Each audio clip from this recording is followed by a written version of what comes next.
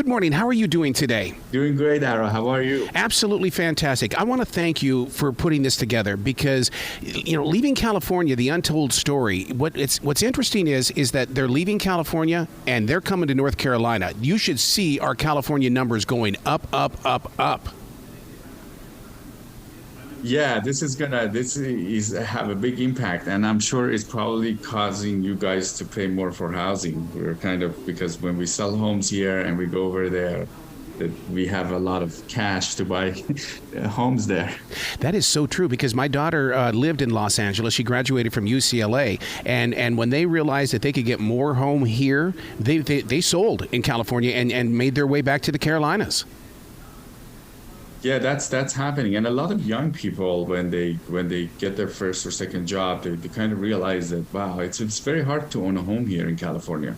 You have to have a lot of savings, and it's gotten so expensive that it's almost impossible for a young couple or young person to actually be able to buy a house. And then the retirees, if you have a big pension, or you kind of want to, you already paid for your home and now your home is worth $2 million or $1 million, you just sell it and you relocate. And then when you go to North Carolina, you actually will pay more, you're willing to pay more and then drive the cost of housing higher there. So what is it like for you to prepare for these conversations that you had with real people in California? Because I would have to have a heart made out of steel and basically do some meditation before going into it because people's lives are changing and it's happening way too fast. It was great to get out there and meet the people that are impacted by these policies. I host a show called California Insider. We interview different insiders in the state. I interviewed over 300 people, and they were telling me about a lot of these problems and a lot of laws.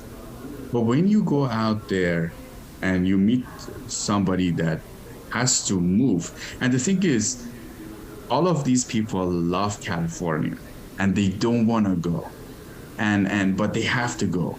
And they love the nature, they love the way the state is. They either grew up here or even they moved here, they love the state like I do.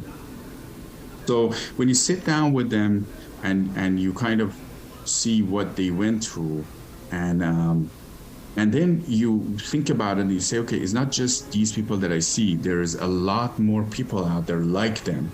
So, for example, when we went and talked to one of the individuals in the documentary that's facing challenges with cost of living, her name is Marilyn. She told us she does 3 jobs and she couldn't make it. And it looked like she was working 24/7, and there's and she was living paycheck to paycheck, and then you think about it, 25% of the state is living like that, paycheck to paycheck, and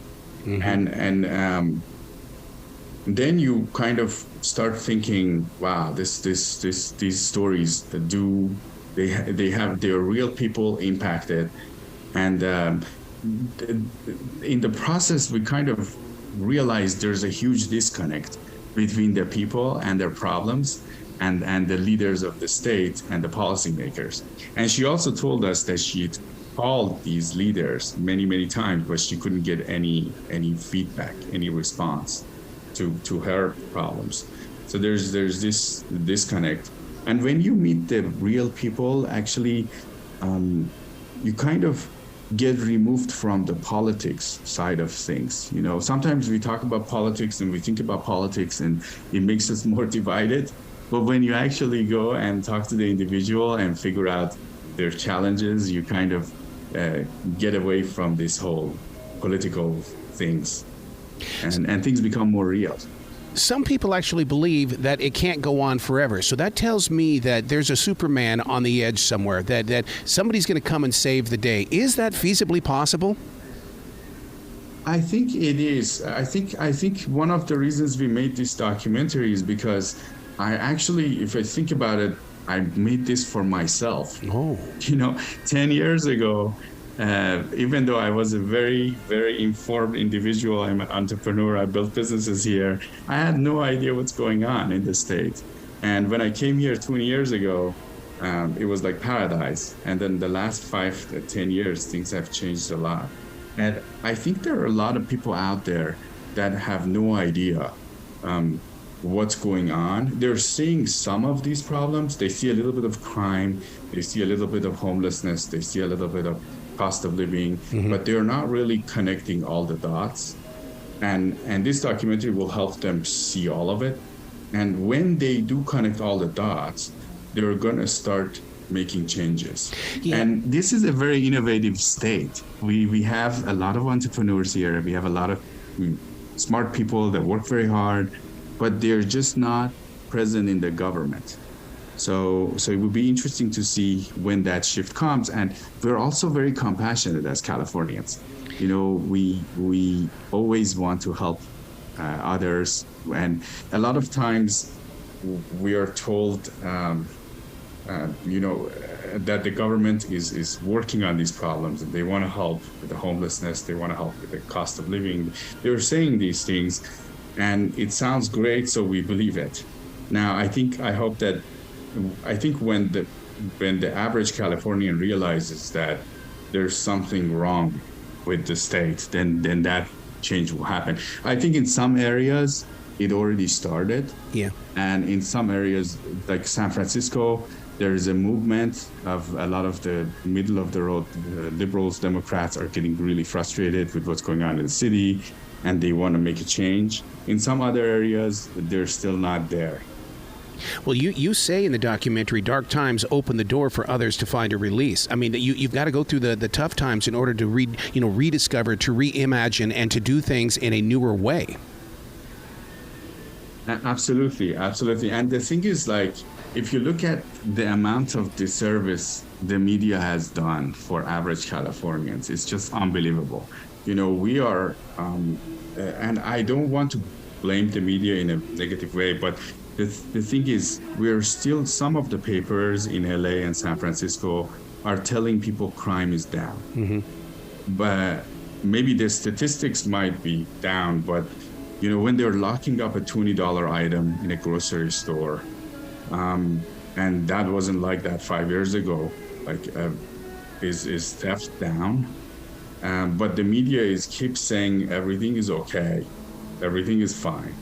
And if you're an average person in LA or San Francisco and you've been reading the papers and you trust the papers and grew up with reading this paper, then you're going to say, well, I trust them, everything is okay, until you see it yourself, until there's a homeless encampment in front of your house. Yeah. And you're told there's a poverty issue, like people are homeless because of poverty, and then you see these young kids doing drugs in this tent in front of your house, and you're like, well, this is not true, I was told something else. So that awakening hopefully will come, but the documentary is made for this reason of informing average Californians what's going on. And the state leaders too, because the state leaders, I think they're very disconnected, and hopefully they can watch this documentary and make changes. You know, you bring up a very interesting point about how the media is playing out in this game, because I mean, in all honesty, it seems like that it's a battle with other states between, you know, California versus Florida, because Governor Newsom is trying his best. He's trying to clean the air. He's trying to keep people working, but yet we keep seeing this propaganda come up that where California is wrong. They're wrong. Look at what's happening to California. They're moving out of Silicon Valley, and it's like, my God, what is happening in that place? And that's why I'm so thankful that you're doing Leaving California, the Untold Story, because we get to see, you are taking us there.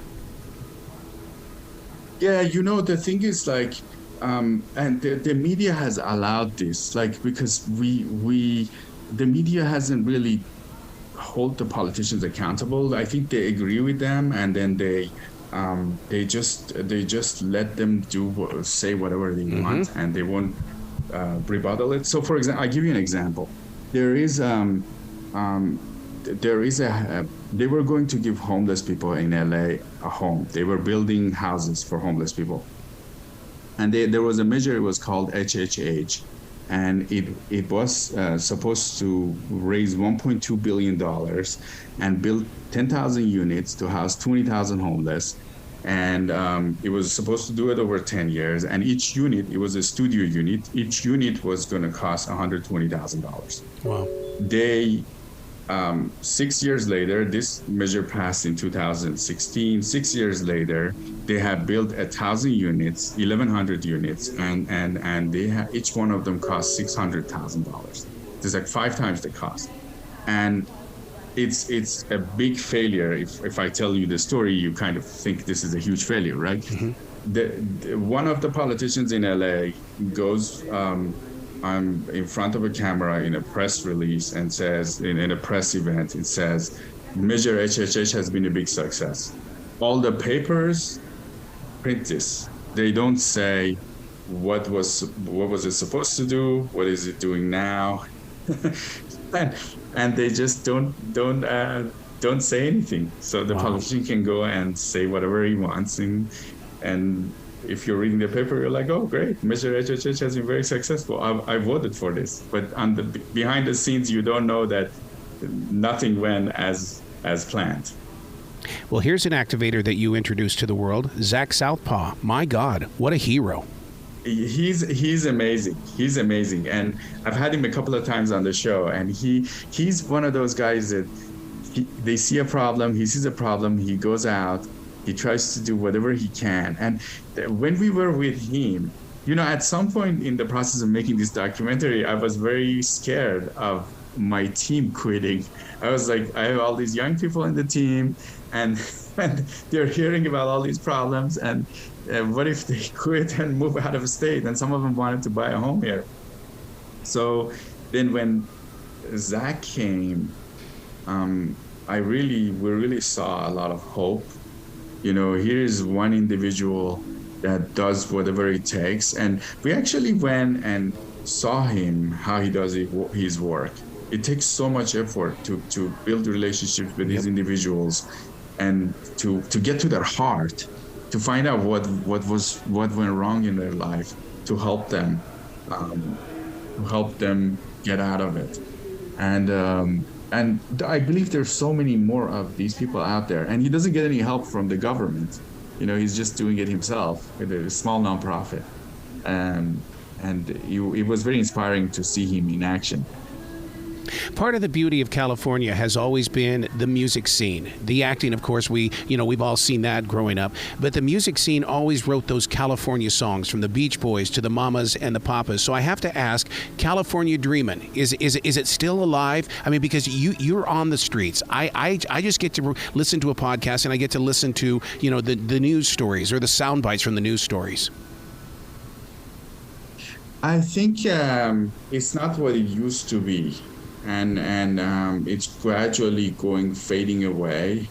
And I mean, you can still go to the beach, and you can still have the weather is the same, and you can avoid the homelessness in some areas. You can still, but the crime is there. So it's like there's this contrast of, from one angle you can look and see everything is fine, but then there's a ton of problems.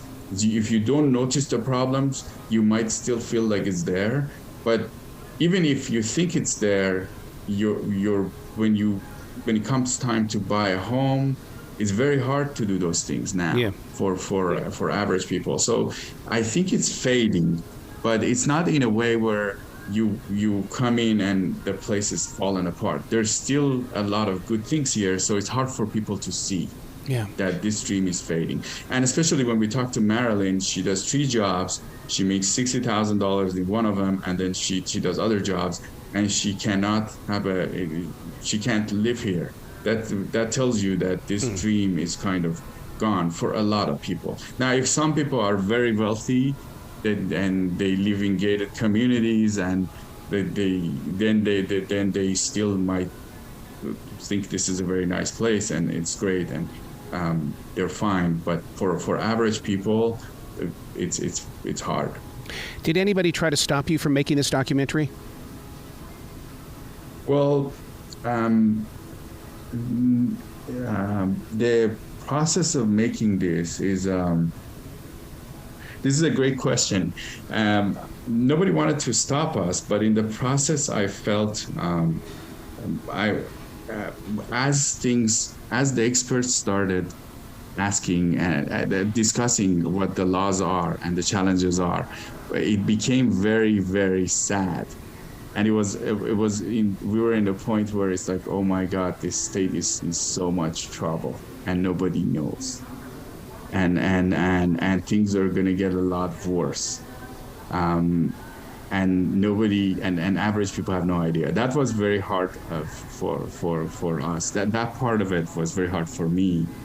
And that's why it's very important for us to get it out there, to have a lot of people see it, because I hope that this documentary can be the wake-up call for us Californians and the rest of the nation to fix these problems. But the hardest point in making the documentary was moments where I was like, oh my God, we're in so much trouble. Yep. And nobody knows.